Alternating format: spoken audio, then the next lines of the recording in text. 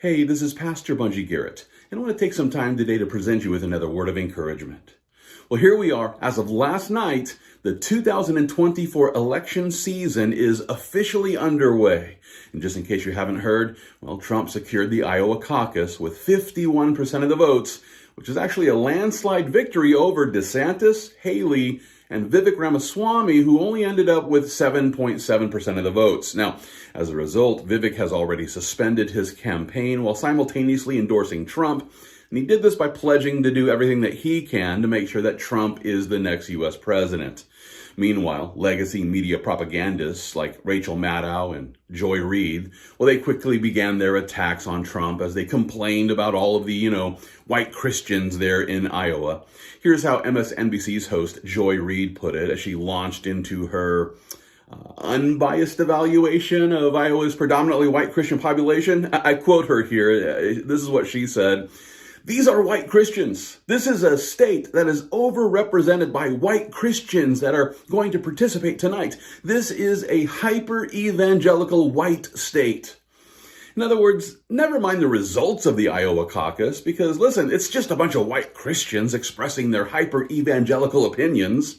Now, as we consider this statement, I just want you to imagine for a moment what would happen if a conservative commentator was to dismiss the result of a Democrat caucus simply because of the racial or religious demographic of a certain region here in America.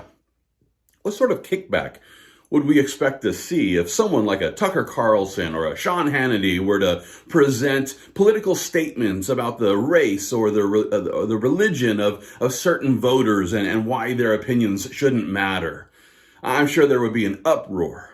But from this, we can see that white evangelicals are about to be demonized as conservatives continue to ride the Trump train. And not only that, but I have no doubt that the people who placed Biden in the White House back in 2021, they're currently creating the conditions for maintaining their control of this office. And in order to make my case, I want to just take a quick trip down memory lane as we consider the events that, led up to the 2020 election results. And it was actually October the 18th, 2019.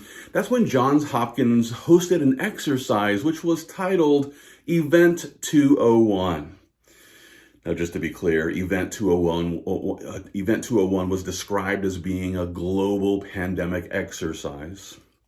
And according to their own description of this event, and I quote here, Event 201 simulates an outbreak of a novel zoonotic coronavirus transmitted from bats to pigs to people that eventually becomes efficiently transmissible from person to person, leading to a severe pandemic.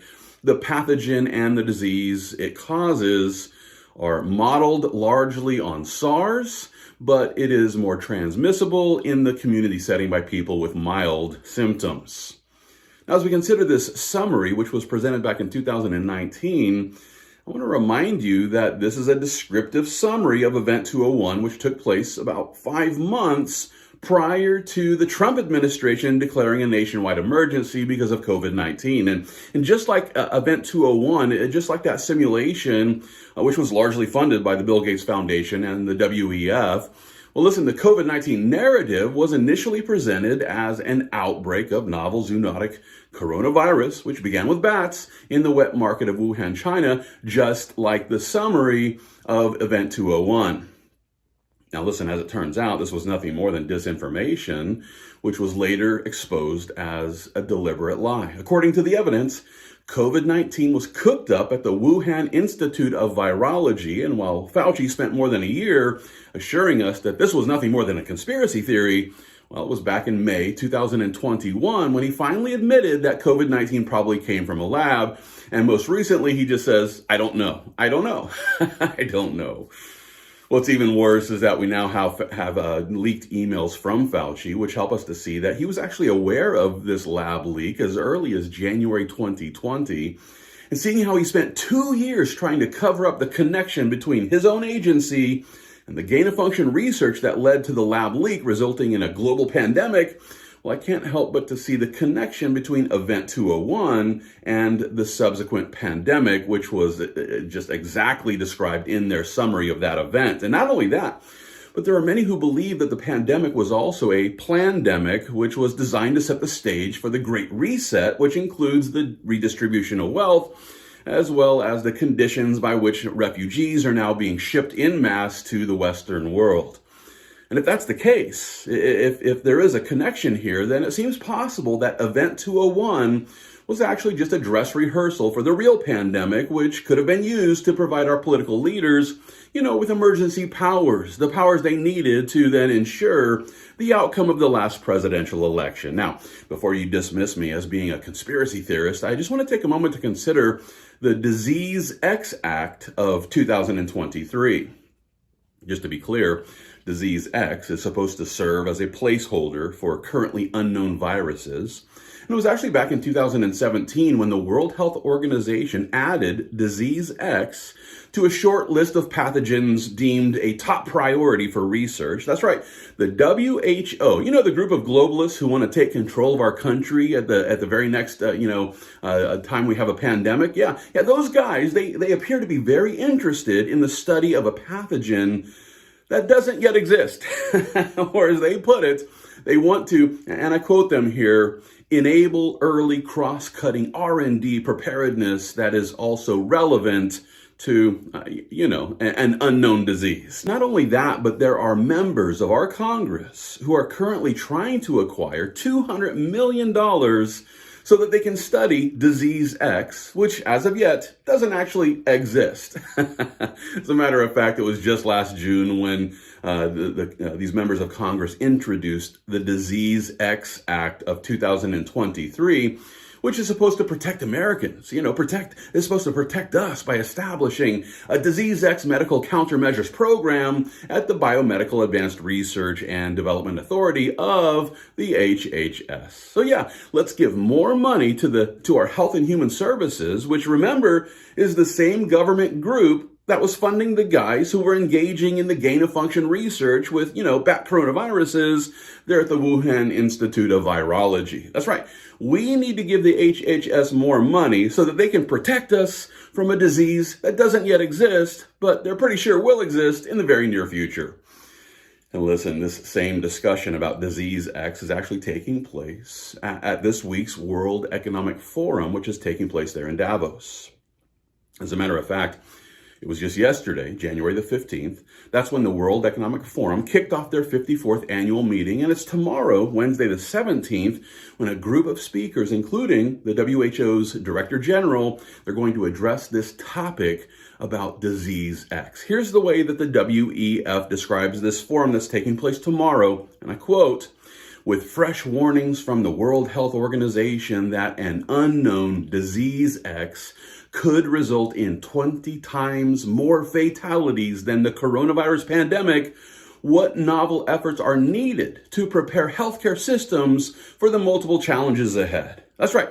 The WHO, the WEF, the guys who helped organize Event 201, these guys are working together now in order to prepare the world for Disease X, which according to them could result in 20 times more fatalities than COVID-19. Now, with that being the case, I can't help but to wonder, are we about to watch history repeating itself? And will there be another plandemic prior to this year's election, which is scheduled for this November?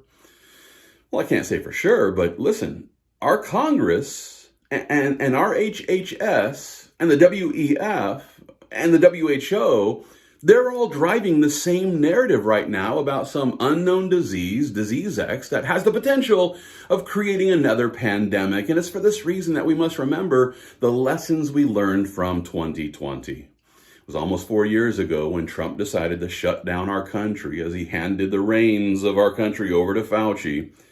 And listen, it didn't take long for our health officials to work together with the mainstream media, as well as big tech, to present us with a narrative about COVID-19, which has since been debunked in almost every way. Whether we're talking about the origins of COVID-19, or the masks, or the so-called lockdown solution, or the vaccines. Listen, we've been clearly misled by those who manipulated us and our fears of COVID-19 with a steady stream of misinformation. And in light of these things, I encourage you to meditate on the warning that Paul presented in Colossians chapter 2 as we continue to head into this year.